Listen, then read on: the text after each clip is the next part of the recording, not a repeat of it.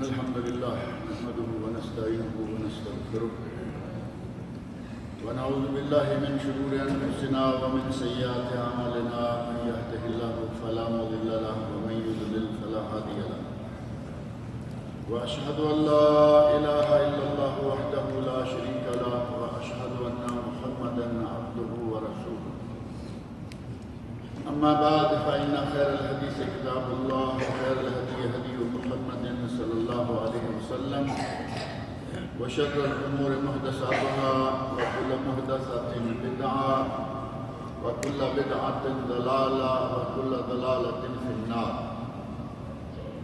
رب اشرح لي صدري ويسر لي أمري واحلل عقدة من لساني يفقهوا قولي رب أعوذ بك من همزات الشياطين وأعوذ بك رب أن يحضرون أعوذ بالله السميع العليم من الشيطان الرجيم وذا النون إذ ذهب مغاضبا فظن أن لن نقدر عليه فنادى في الظلمات أن لا إله إلا أنت سبحانك إني كنت من الظالمين فاستجبنا له ونجيناه من الغم وكذلك ننجي المؤمنين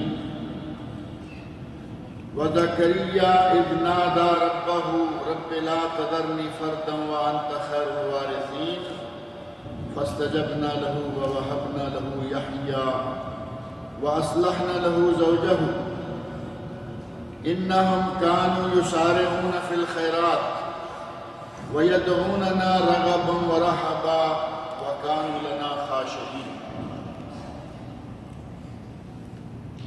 قرآن کریم سورۃ الانبیاء آیت 87، 88 اور 89، 90 ان چار آیات میں نے آپ کے سامنے پڑھی ہیں، جن میں اللہ رب العزت نے بعض انبیاء کا تذکرہ فرمایا ہے،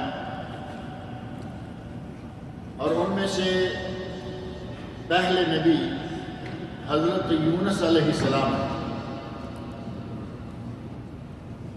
اور حضرت یونس علیہ السلام کو وَذَنُّونَ اللہ رب العزت نے فرمایا مچھلی والے. ذنون یونس علیہ السلام کا واقعہ تو آپ کے ذہن میں ہوگا، اور انہیں مچھلی والے کیوں کہا گیا یہ بھی بڑا معروف ہے، اور اللہ رب العزت نے انہیں مچھلی کے پیٹ تک کیوں پہنچایا اور مچھلی کے پیٹ سے پھر نجات کب اور کیسے عطا فرمائی، اسی کے بارے میں تھوڑی سی گفتگو کرنا ہے. واقعہ بڑا معروف ہے. حضرت یونس علیہ السلام اللہ کے نبیوں میں سے بڑے معزز نبی ہیں. اپنی قوم سے روانہ ہو گئے اور اللہ کے حکم کا انتظار نہیں کیا.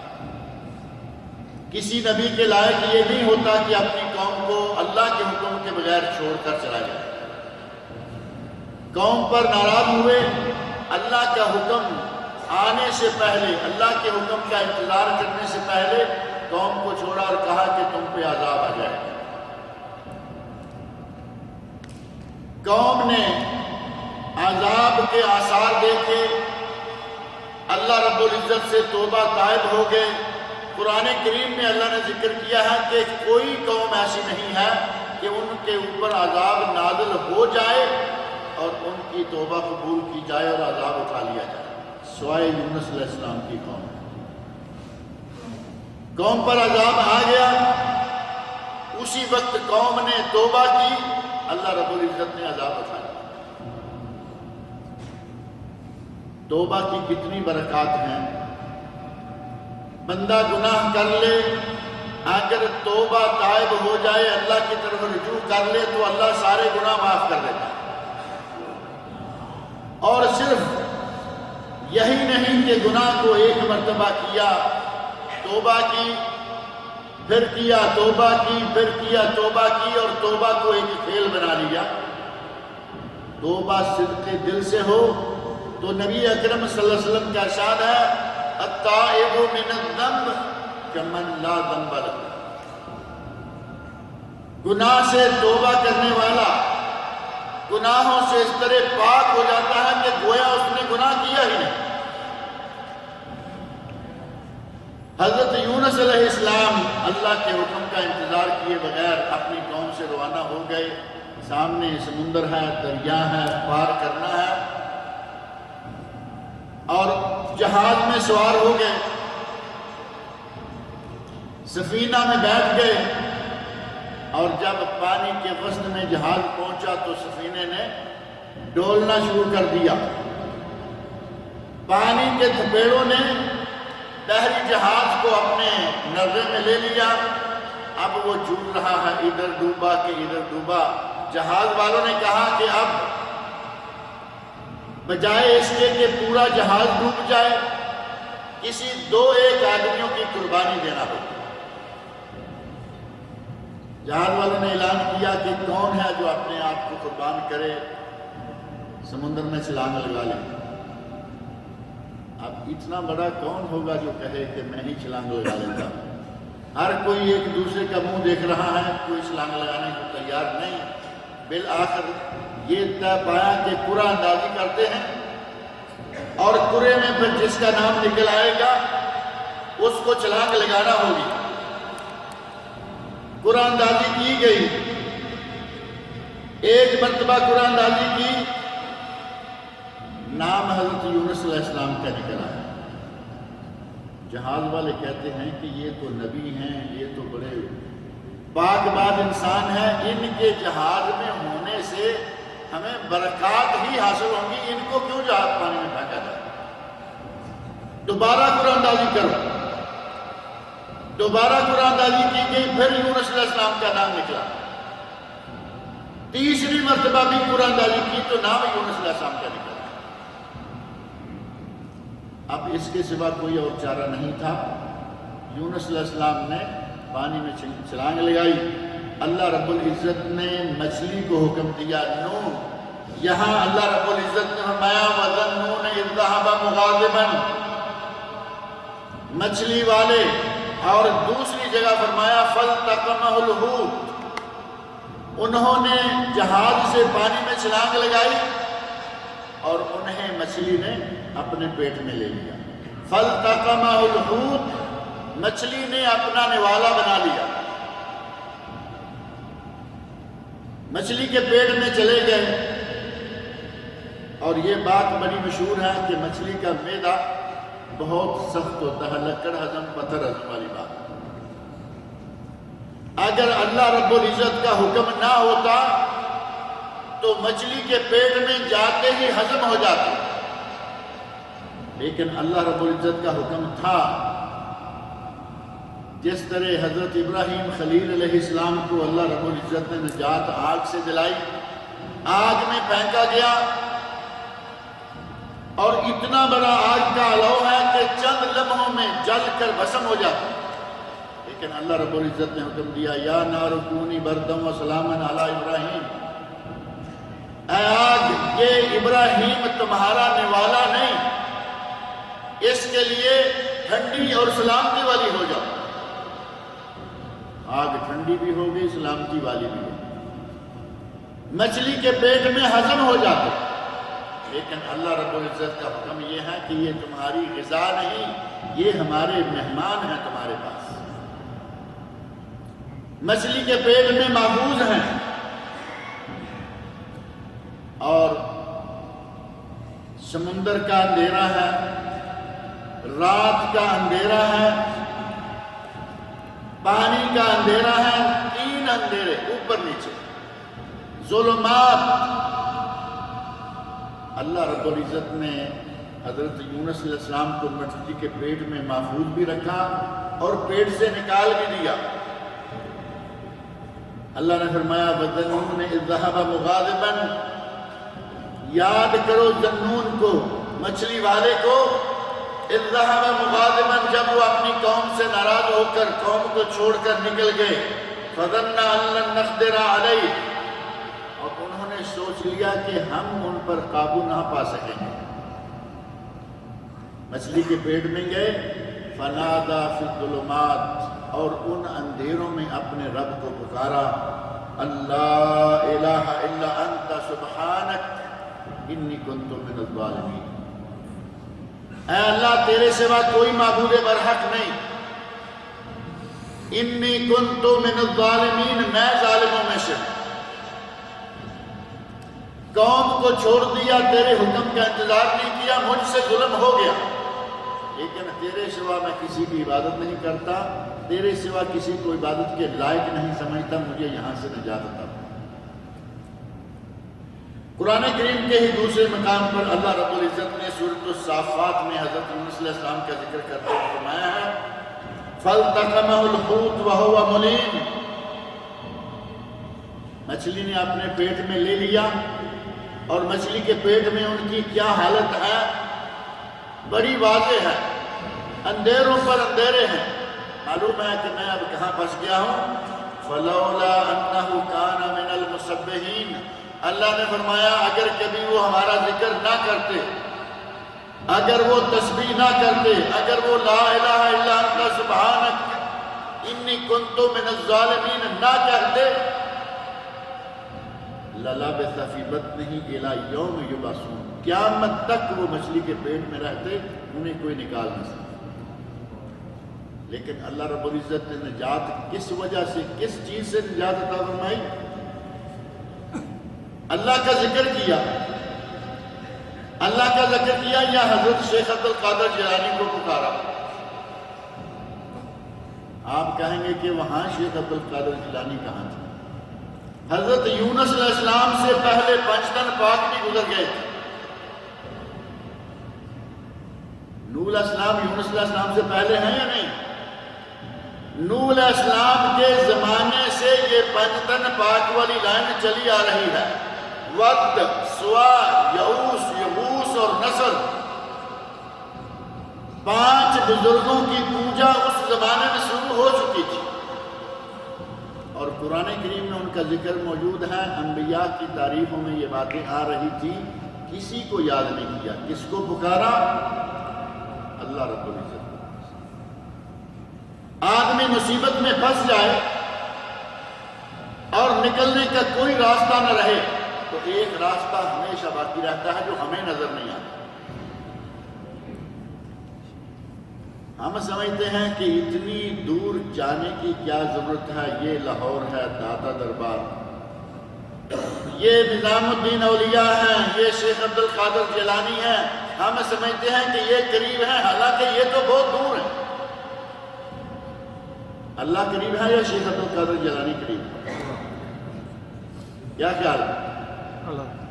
ہم سمجھتے ہیں کہاں بغداد اور کہاں اللہ تعالیٰ۔ اللہ رب العزت نے اپنی کتاب میں فرمایا ہے، نحن اقرب الیہ من حبل الورید، ہم اپنے بندے کی شاہ رگ سے بھی زیادہ اس کے قریب ہیں۔ قریب اللہ ہے، اسے بھول گئے، اور جو بہت دور ہے اس کو آوازیں دی۔ وہ جو سن سکتا ہے، مان سکتا ہے، ہمارے سارے مطالبے پورے کر سکتا ہے، اس کو بلا دیا، اور جس کے بس میں اب کچھ بھی نہیں ہے اس کو آوازیں دے رہے ہیں۔ جو آدمی فوت ہو جائے اس کے بس میں کیا ہوتا ہے؟ یہ بات کئی مرتبہ یہاں ہوتی رہتی ہے کہ تھوڑی دیر پہلے بیمار تھی، سرکار بیمار ہوتی ہے یا نہیں؟ سرکاریں بیمار ہوتی ہیں، جو سرکاروں کی سب سے بڑی سرکار ہے وہ بیمار ہوئی، محمد رسول اللہ صلی اللہ علیہ وسلم بیمار ہوئے یا نہیں؟ موت مانے یا نہ مانے، لیکن بیماری کو سارے مانتے ہیں کہ نبی صلی اللہ علیہ وسلم بیمار ہوئے۔ وہی مولوی جو کہہ رہے ہیں کہ نبی زندہ ہیں، وہ یہ مانتے ہیں کہ نبی بیمار ہوئے۔ نبی بیمار ہوئے اور جماعت کرانے کے لیے ابو بکر صدیق رضی اللہ عنہ کو حکم دیا، یہ بیماری کے ایام ہیں،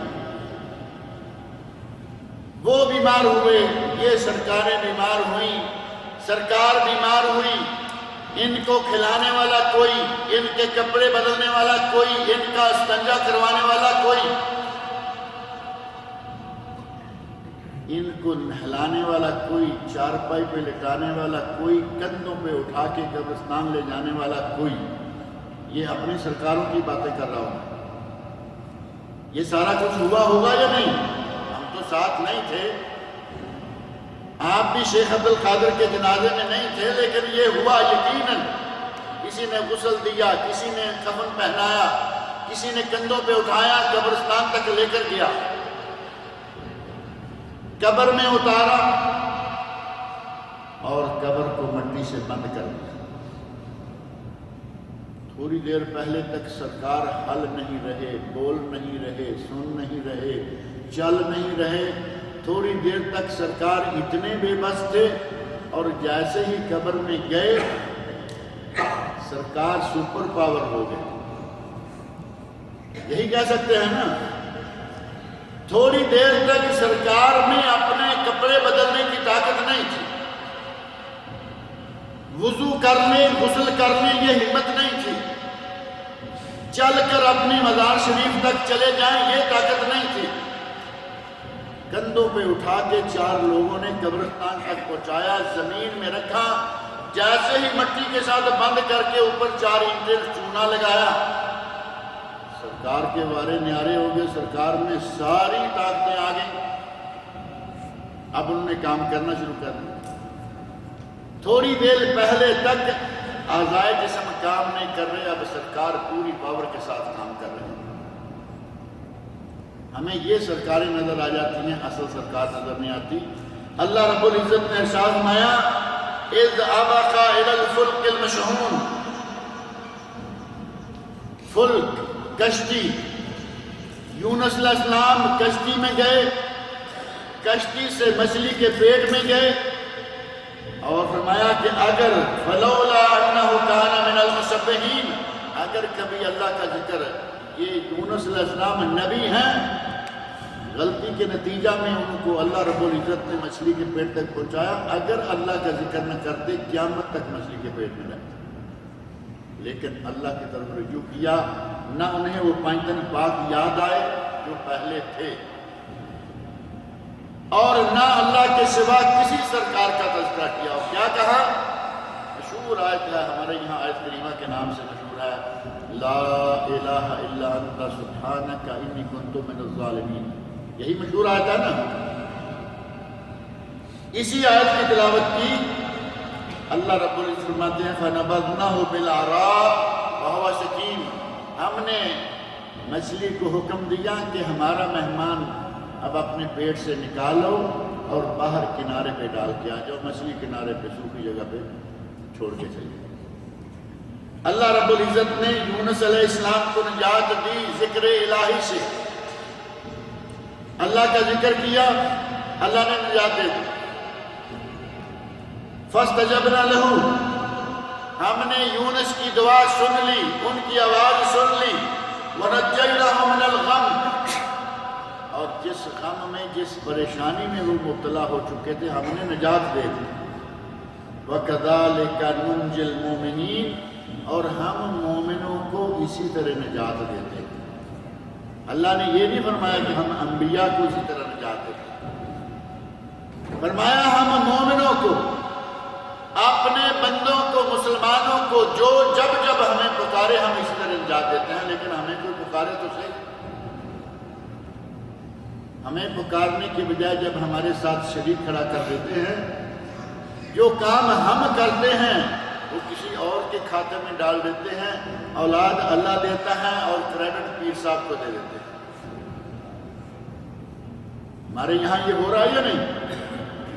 اولاد دے اللہ اور کریڈٹ کیا پیر صاحب کو کہ ہمیں بیٹا اللہ نے، پیر صاحب نے دیا۔ ہمارے یہاں تو پھر نام بھی وہ موجود ہے، پیروں دیتا پکا پکا کریڈٹ، ریٹن کریڈٹ پیر صاحب کو دے دیا کہ یہ ہمیں پیر نے دیا۔ اللہ رب العزت کا ذکر کرنے سے، اللہ رب العزت کو پکارنے سے اللہ نے فرمایا ہم مومنوں کو نجات اسی طرح دیتے ہیں، جب بھی ہم سے کوئی مصیبت میں آ کے مانگے، مشکل میں آ کے مانگے، ہم اس کو بچاتے ہیں۔ اور یہی سلسلہ انبیاء کرام کے واقعات میں دیکھ سکتے ہیں۔ حضرت ابراہیم خلیل علیہ السلام، انہیں آگ میں پھینکا گیا، اللہ رب العزت نے کہا یا نار کونی بردم و سلامن علی ابراہیم، لیکن اس سے پہلے ابراہیم نے کیا کہا؟ اور ابراہیم علیہ السلام سے پہلے بھی یہ 5 دن پاک گزر چکے ہیں، کیونکہ نوح علیہ السلام تو بہت پہلے کے ہیں نا۔ ابراہیم علیہ السلام کو آگ میں پھینکا گیا۔ قرآن کریم میں یہ بات موجود ہے، نبی اکرم صلی اللہ علیہ وسلم کے ارشادات میں موجود ہے۔ ابراہیم علیہ السلام کے زبان سے کیا نکلا؟ حسبنا اللہ و نعم الوکیل۔ قرآن کریم میں واقعہ موجود، کلمات موجود، نبی اکرم صلی اللہ علیہ وسلم کی حدیث میں یہ بات موجود۔ ابراہیم علیہ السلام فرماتے ہیں حسبنا اللہ، ہمارے لیے اللہ کافی ہے، کوئی نمرود، کوئی فرعون، کوئی ابو جہل، کوئی کسی مومن کو تکلیف نہیں دے سکتا اگر وہ اللہ کی ذات پر بھروسہ رکھنے والا۔ اگر توکل صحیح طور پر اللہ کی ذات پر قائم ہے، کائنات کی کوئی چیز اسے نقصان نہیں پہنچا سکتی۔ اتنا بڑا بادشاہ، اتنی بڑی آگ، اتنی بڑی حکومت، ایک انسان دان پان کا انسان ہے، لیکن اللہ رب العزت نے ایمان کی قوت عطا فرمائی، ذکر کی توفیق دی۔ ہمارا پرابلم مسلمانوں کا، آج کے موجودہ دور کے مسلمانوں کا، یا کم از کم اکثر کا پرابلم یہ ہے کہ ہمیں تکلیف پہنچے تو ہمیں اللہ یاد ہی نہیں رہتا۔ ادھر تکلیف آئی فوراً ادھر ادھر پکارنا شروع کر دیا۔ ابراہیم علیہ السلام نے اللہ رب العزت کو پکارا اور فرمایا حسبنا اللہ، ہمیں ہمارا رب کافی ہے، ونعم الوکیل، اور وہی بہترین وکیل ہے۔ کوئی وکیل کرنے کی، کسی کو سفارشی ڈالنے کی ہمیں کوئی ضرورت نہیں ہے، ہمارا اللہ ہمیں کافی ہے۔ اور اللہ کافی ہوا یا نہیں ہوا؟ اللہ کافی ہوا، اس اتنے بڑے آگ کے علاوہ سے اللہ نے آرام سے نکالا۔ اور یہی کلمات حسبنا اللہ و نعم الوکیل صحیح مسلم میں واقعہ موجود ہے کہ نبی اکرم صلی اللہ علیہ وسلم کے بارے میں غزوہ بدر میں جو پہلی معرکہ حق و باطل، پہلی جنگ ہے، اس جنگ میں مشرکین کو اللہ رب العزت نے مسلمانوں کے ہاتھوں سے پٹوایا۔ غزوہ احد اگلے سال آ گیا، غزوہ احد میں مسلمانوں کو پٹوایا۔ غلطی ہو گئی، تیر اندازوں سے غلطی ہوئی، پورے میدان کا نقشہ ہی بدل کیا۔ نبی اکرم صلی اللہ علیہ وسلم کے دندان مبارک شہید ہوئے، کندھے پہ چوٹ آئی، بہت سارے صحابہ کرام شہید ہوئے۔ غلطی ہوئی، اللہ نے فوراً پکڑ لیا۔ بالآخر اللہ رب العزت نے فتح عطا فرمائی۔ مشرکین جا رہے ہیں، بھاگ رہے ہیں، جاتے جاتے انہوں نے سوچا کہ یہ مسلمان ایک مرتبہ گھبرائے ہوئے تھے، ان میں ہم کوئی ایسا شوشہ چھوڑ کے آ جاتے۔ اور بعض نے کہا کہ یہ بات مشرکین نے نہیں کہی تھی، بلکہ شیطان نے اپنے چیلوں چانٹوں کے ذریعے یہ کوشش کی کہ مسلمانوں میں یہ ایک شور پیدا کر دو، ایک سازش ایسی بناؤ، اندر ہی اندر ان لوگوں کو کہو کہ بہت ساری جماعتیں اکٹھی ہو کے تم پر حملہ آور ہونے والی۔ قرآن کریم میں یہ واقعہ موجود ہے، نبی اکرم صلی اللہ علیہ وسلم کی حدیث میں موجود ہے۔ انہوں نے کوشش کی، اور یہ بدر صغرا، غزوہ بدر الکبریٰ ہے جو پہلی جنگ ہے، پہلا معرکہ حق و باطل، اس کے بعد غزوہ احد، اور اس کے بعد غزوہ بدر صغرا۔ اس موقع پر مشرکین نے یا شیطان نے کوشش کی، کہا کہ بہت سارے لوگ اکٹھے ہو کے آنے والے ہیں، تمہیں ان لوگوں سے ڈرنا چاہیے، اپنے آپ کا بچاؤ کرنا چاہیے۔ اللہ رب العزت نے قرآن کریم میں فرمایا کہ وہ لوگ ایمان میں اور بڑھ گئے، بجائے کمزور ہونے کے ان کا ایمان اور بڑھ گیا۔ نبی اکرم صلی اللہ علیہ وسلم نے اور آپ کے صحابہ نے یہی کہا حسبنا اللہ و نعم الوکیل، ساری دنیا کی جماعتیں اکٹھی ہو جائیں، عیسائی آ جائیں، یہودی آ جائیں، مشرکین مکہ آ جائیں، بوذی آ جائیں، دنیا میں جتنی بھی کافروں کی جماعتیں اور قومیں ہیں ساری آ جائیں، حسبنا اللہ، ہمیں ہمارا رب کافی ہے۔ نبی صلی اللہ علیہ وسلم نے بھی مشکل میں آ کے اللہ کو پکارا، صحابہ کرام نے اللہ کو پکارا، ابراہیم خلیل نے اللہ کو پکارا، یونس علیہ السلام نے اللہ کو پکارا۔ قرآن کریم میں بے شمار واقعات موجود ہیں انبیاء کے۔ انبیاء کرام کو جب بھی تکلیف ہوئی اللہ کو پکارا، اللہ نے آواز سنی اور ان کی تکلیف کو رفع کر دیا۔ اور یہ دعا ساتھ ہی عبادت بھی ہے، ذکر کہیں تو وہ عبادت، دعا کہیں تو وہ عبادت۔ بلکہ نبی اکرم صلی اللہ علیہ وسلم کی ایک حدیث جو بڑی مشہور ہے، الدعاء مخ العبادہ، دعا عبادت کا مغز ہے۔ یہ حدیث بڑی مشہور ہے، لیکن اس کی سند پر محدثین کرام نے کلام کیا ہے کہ یہ سند ضعیف ہے۔ لیکن اس سے بھی بہترین کلمات دوسری حدیث میں موجود ہیں جس کی سند کو تمام محدثین نے صحیح قرار دیا۔ اس میں نبی صلی اللہ علیہ وسلم کا ارشاد ہے، الدعاء هو العبادہ، دعا عین عبادت ہے۔ دعا عبادت بھی ہے، دعا ہتھیار بھی ہے، مومن کا ہتھیار ہے۔ جب تکلیف پہنچتی ہے دعا کے ذریعے وہ اپنی تکلیف کو دور کرواتا ہے۔ اور ان دعا مانگنے کے لیے، اللہ کا ذکر کرنے کے لیے کسی اہتمام کی ضرورت نہیں ہے۔ دعا مانگنے کے لیے کیا یہ ضروری ہے کہ آپ قبلہ کی طرف منہ کریں؟ کوئی ضروری نہیں۔ ادب ہے ٹھیک ہے، کر لیں ٹھیک ہے، نہیں تو جدھر منہ ہے ادھر ہی منہ کر کے دعا مانگیں۔ آپ دیکھیں پوری دنیا میں خطبہ جمعہ ہوتا ہے، مسلمان جہاں جہاں بھی ہیں، نبی صلی اللہ علیہ وسلم نے فرمایا کہ جمعہ کے دن ایک گھڑی ہے جس گھڑی میں دعا قبول ہوتی ہے۔ کوئی بندہ اللہ سے جو کچھ مانگے اللہ اسے دیتا ہے۔ اور بہت سارے علماء کا یہ کہنا ہے کہ وہ گھڑی خطبے کے دوران آتی ہے، اور یہی وجہ ہے کہ آپ کے علم میں ہے خطبہ کرام اپنے خطبے کو ختم کرنے سے پہلے لمبی دعائیں مانگتے ہیں۔ آج بھی آپ نے سنی، خطیب صاحب نے یمن میں مسلمانوں کو جس طرح پریشان کیا جا رہا ہے، ان حوثیوں کو، ان پارسیوں کو، ان آتش پرستوں کو باقاعدہ نام لے کے ان کے لیے اللہ رب العزت سے دعا کی ہے کہ یا اللہ ہمارے مسلمانوں کو ان سے نجات عطا فرما۔ سوریا کے مسلمانوں کے لیے دعا کی ہے، اور امام صاحب کا منہ کس طرف تھا؟ کعبہ کی طرف۔ امام صاحب کا منہ کعبہ کے بالکل برعکس۔ دعا مانگنے کے لیے، ذکر کرنے کے لیے ضروری نہیں کہ قبلہ رو ہوں۔ کبھی ایسا موقع ہے آپ قبلہ رو ہیں تو بہت اچھا ہے، لیکن مشرق کی طرف منہ ہو، مغرب کی طرف، شمال کی طرف ہو، جنوب کی طرف، آپ باوضو ہیں، آپ بے وضو ہیں، آپ چل رہے ہیں، آپ بیٹھے ہوئے ہیں، آپ بیٹھے ہوئے ہیں، آپ لیٹے ہوئے ہیں، جب چاہیں اللہ کا ذکر کریں، جب چاہیں اللہ سے دعا مانگیں۔ کسی کیفیت کی ضرورت نہیں ہے، کسی اہتمام کی ضرورت نہیں ہے۔ جب دعا مانگیں اللہ سنتا ہے، جب اس کا ذکر کریں وہ اللہ رب العزت سنتا ہے۔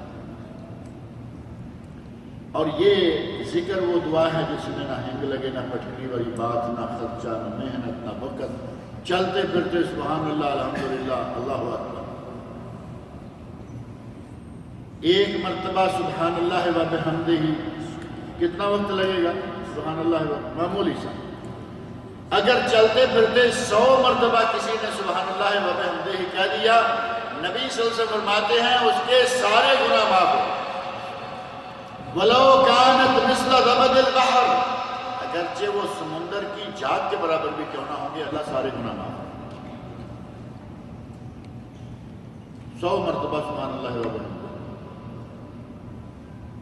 اور صحیح بخاری شریف کی آخری حدیث ہے، کلمتان خفیفتان علی اللسان، 2 کلمے ہیں جو زبان کے لیے بڑے آسان ہیں، ہلکے، ثقیلتان فی المیزان، میزان میں جو قیامت کے دن نیکیاں تولنے کا میزان ہوگا، ترازو ہوگا، میزان میں بہت بھاری ہے، یعنی نیکی اس کا وزن بہت زیادہ ہے۔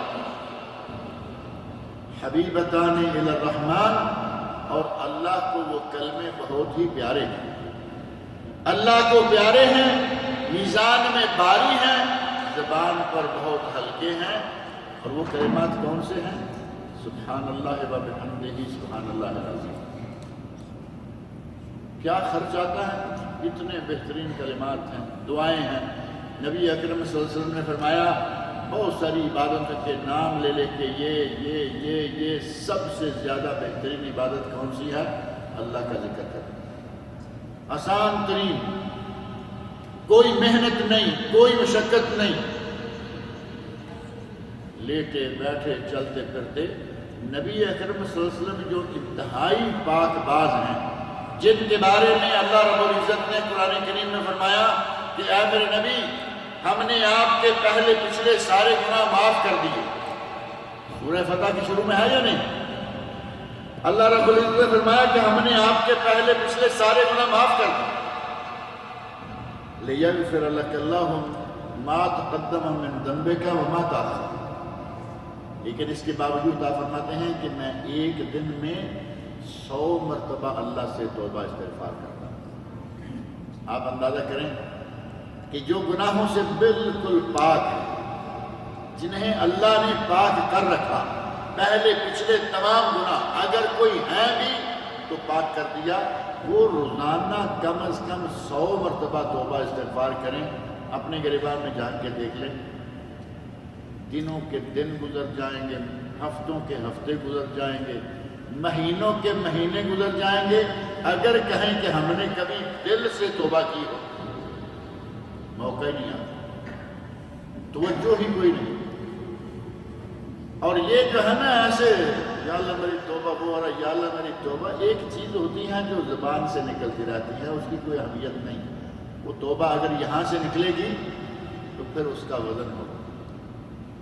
ایسے زبان سے نکلی ہوئی باتیں بہت ہیں جن کو تو اللہ رب العزت نے کوئی اہمیت نہیں دی۔ کچھ لوگ ہیں ان کو عادت ہے اللہ قسم اللہ قسم اللہ قسم، بات بات پر اللہ قسم۔ اللہ رب العزت نے قرآن کریم میں فرمایا ہے لا یؤاخذکم اللہ باللغو فی ایمانکم، یہ تم جو اللہ قسم اللہ قسم اللہ قسم کرتے رہتے ہو، میں اس پہ نہیں پکڑوں گا۔ اللہ کی کریمی دیکھیں، بندہ قسم کھاتا ہے بلا وجہ، فرمایا میں معاف کر دوں گا، کیونکہ مجھے معلوم ہے کہ تمہارے دل میں یہ بات نہیں ہے، تمہاری عادت بن گئی ہے زبان سے اللہ قسم کہتے ہیں۔ میں پکڑوں گا اس قسم پر جو تمہارے دل میں باقاعدہ گرا بنائے، دل سے طے کر کے ارادے کے ساتھ کسی بات پر قسم کھاؤ گے، وہ اگر غلط ہوگی تو اس میں مواخذہ ہوگا۔ اسی طرح اگر دل سے خلوص دل کے ساتھ اللہ کے سامنے توبہ کریں، خلوص دل کے ساتھ توبہ استغفار کریں تو اللہ رب العزت اس پر ہمارے گناہوں کو معاف کرے گا، ہمارے گناہوں کو نیکیوں میں بدل دے گا۔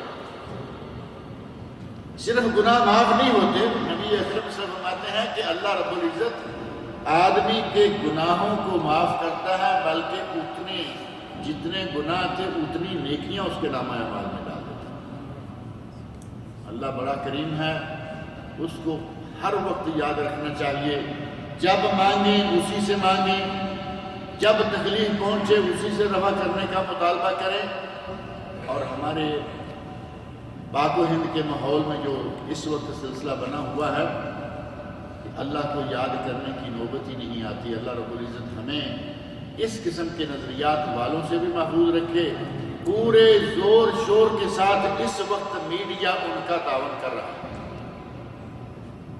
آپ کے علم میں ہے، کوئی پوشیدہ بات نہیں ہے، میڈیا میں پورے زور کے ساتھ قبر پرستوں کا تعاون کیا جا رہا ہے، بڑے خوبصورت انداز سے ان کے ماحول کو پیش کیا جاتا ہے۔ اللہ رب العزت مجھے اور آپ سب کو ان شرک کے اڈوں سے، ان شرک کی فیکٹریوں سے اللہ رب العزت ہمیں محفوظ رکھے، ہمیں اپنی خالص توحید کو اپنانے کی توفیق عطا فرمائے۔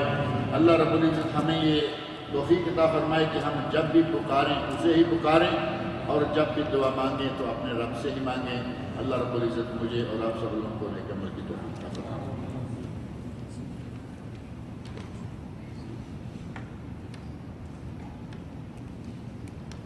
لکھا ہے کہ کیا ایسی کمپنی میں کام کرنا جائز ہے جو موبائل، کمپیوٹر، ٹی وی اور میوزک پلیئر بناتی ہے؟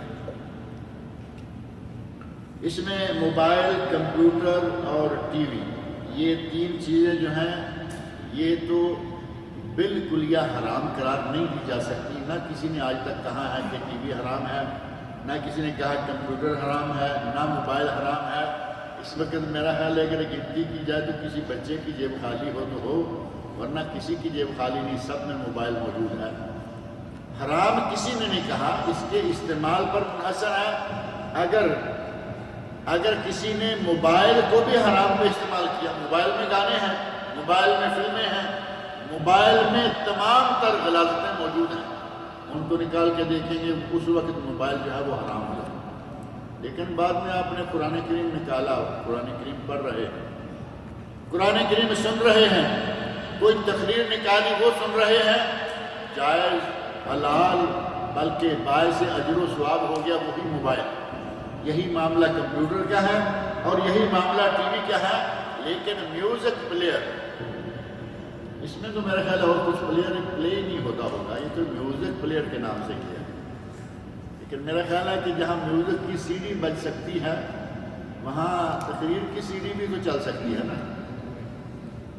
یقیناً دونوں کاموں میں وہ بھی آتا ہوگا۔ مجموعی طور پر یہ نہیں کہا جا سکتا کہ یہ ساری چیزیں حرام ہیں اور کہا جائے کہ اس کمپنی میں کام بھی نہ کیا جائے، لیکن احتیاطاً اگر اس سے کوئی بچ جائے تو بہت اچھا ہے۔ کیونکہ آج آپ دیکھیں گے کہ موبائل کا، کمپیوٹر کا، ٹی وی کا، میوزک پلیئر کا استعمال کم از کم 50% سے زیادہ ناجائز ہوگا، 50% سے زیادہ۔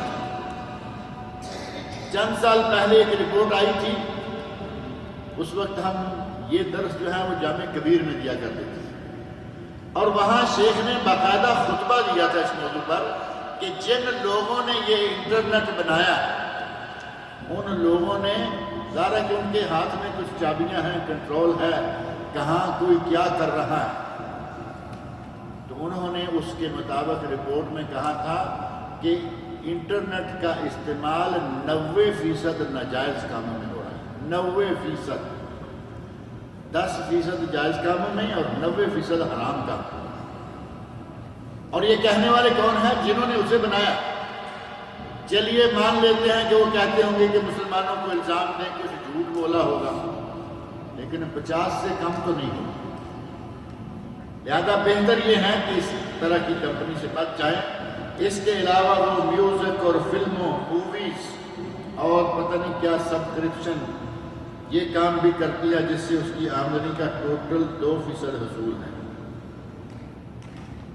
واضح رہے کہ فلمیں اور میوزک اس کمپنی کے تمام پروڈکٹس پر بآسانی ایپس کے ذریعے دیکھے جا سکتے ہیں، لیکن فلم اور میوزک کے ایپ سے ان کی آمدنی کا صرف 10% حصول ہے۔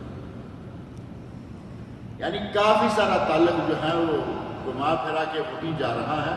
لہذا بہتر یہ ہے کہ ایسی کمپنی میں کام کرنے سے گریز کیا جائے۔ کیا ایسی کمپنی میں کام کرنا جائز ہے جو اپنے چند پروڈکٹس سودی قرضوں کے ذریعے فروخت کرتے ہیں، لیکن ان سودی اقساط سے ان کی آمدنی 10% کل آمدنی کا حصول ہے؟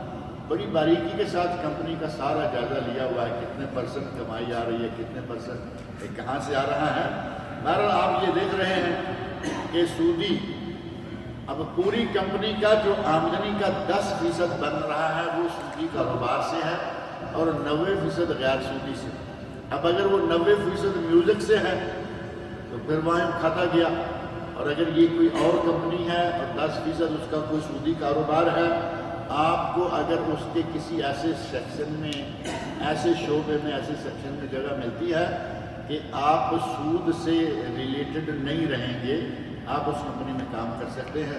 لیکن اگر آپ کو یہ معلوم ہے کہ کبھی یہ اس اس کھاتے میں ڈال سکتے ہیں جس میں سود دیا جاتا ہے، کبھی وہاں سے نکال کے دوسرے میں، اگر یہ چانسز موجود ہیں تو بہتر یہ ہے کہ اس کمپنی میں کام نہ کریں، نہیں معلوم کس وقت وہ اٹھائیں اور کہیں کہ یہ کام کرو۔ کیا گاڑی یا ضرورت کی دوسری اشیاء کی خرید و فروخت سودی اقسام پر کی جا سکتی ہے؟ سود حرام ہے، گاڑی ہو، ایئر کنڈیشن ہو، گھوڑا ہو، گھر ہو، کچھ بھی ہو، اگر سودی قسطوں پر لین دین ہے تو وہ لین دین کرنا حرام ہے، ناجائز ہے۔ اگر کوئی بغیر سودی قسطوں کا معاملہ ہے تو اس کے بارے میں الگ مسئلہ ہے۔ یہاں میں نے کئی مرتبہ ذکر کیا کہ قسطوں کے بارے میں بھی بہت سارے علماء ایسے ہیں جو کہتے ہیں کہ یہ کرنا ہی نہیں چاہیے، کیونکہ قسطوں کی شکل میں جو قیمت کا فرق ہے، کیش 5,000 اور قسطوں کی شکل میں 6,000، کہتے ہیں کہ یہ سودی کاروبار ہے۔ لیکن سعودی دارالفتاء کا فتویٰ یہ ہے کہ اگر کوئی قسطیں کسی سودی بینک کو اس میں کوئی عمل دخل نہ ہو، قسطوں کی تعداد معلوم ہو، قسطوں کی قیمت معلوم ہو، اور قسط کے مس یا لیٹ ہونے پر کوئی جرمانہ وغیرہ نہ ہو، اگر یہ 4 شرطیں پوری ہو جائیں تو قسطوں پہ لینا دینا جائز ہے۔ یہ سعودی دارالفتاء کا فتویٰ ہے، اور ان کا کہنا ہے کہ آدمی یہ جو مہلت دے رہا ہے، پہلی بات یہ کہ اس نے آپ کو قرضہ نہیں دیا، اس نے آپ کو چیز دی ہے۔ دوسرا یہ کہ یہ قیمت کا فرق اس لیے ہے کہ آج دو 5,000 کی، اور اگر وہ آپ کو 6 مہینے کی مہلت دے رہا ہے، کہتا ہے کہ 6 مہینے کی قسطوں میں 5 قسطیں کر لو، تو آپ کو مہلت دی ہے، اس پر وہ کچھ پیسے زیادہ لے رہا۔ یہ مہلت کی قیمت ہے، نہ کہ قرضے کی، اور قرضہ تو اس نے دیا نہیں۔ آج کے دور میں اگر کوئی مسلمان حلال رزق کماتا ہے لیکن وہ نماز نہیں پڑھتا، تو آخرت میں اس کا رزق حلال کس کام آئے گا؟ اگر کوئی آدمی پکا بے نماز ہے تو وہ تو مسلمان ہی نہیں۔ یہ فتویٰ تو آپ نے سنا ہے یا نہیں؟ کافر چاہے کتنی خون پسینے کی کمائی کما کے کھائے گا تو کافر ہی رہے گا۔ پکا بے نماز ہے، نماز کا منکر ہے، وہ مسلمان ہی نہیں۔ لہذا کمائی حلال کی کھائیے، اپنے بال بچوں کو حلال کما کے کھلائیے، اور ساتھ ہی اللہ کے جو فرائض اللہ کی طرف سے عائد فرائض ہیں ان میں سے توحید و رسالت کے اقرار کے بعد پہلا فریضہ نماز ہے۔ نماز کی پابندی کیجیے۔ اللہ رب العزت مجھے اور آپ سب لوگوں کو پابندی کے ساتھ باجماعت نمازیں پڑھنے کے لیے